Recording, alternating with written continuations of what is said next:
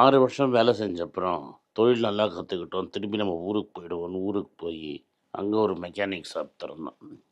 இந்த mechanic shop ரொம்ப சக்ஸஸ்ஃபுல்லான அப்புறம் அதை விட்டு டபால்னு 1936 37ல் டொயோட்டா பெரிய கார் மேக்கிங் கம்பெனி டொயோட்டாவுக்கு பிஸ்டன் ரிங்ஸ் சப்ளை பண்ண ஆரம்பிச்சிட்டோம்.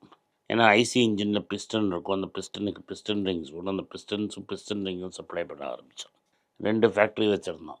1944ல் மெயின் ஃபேக்ட்ரியில் அமெரிக்கன் பிளேன்ஸு குண்டு போட்டு காலி பண்ணிடுச்சு.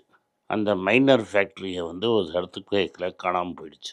அதுலேருந்து என்னத்தை பண்ணுறது, ஒரே அடி தான், பெரிய அடி. நம்மளாம் வீட்டுக்கு பேக்கப் பண்ணி ஓடி இருப்போம். ஊரே கவுந்துருச்சு, ஊர் சரண்டர் ஆகிடுச்சு. ஒரு பிளான்ட்டு எர்த்குவேக்கில் போயிடுச்சு, ஒரு பிளான்ட்டு குண்டு போட்டு காலி பண்ணிட்டாங்க.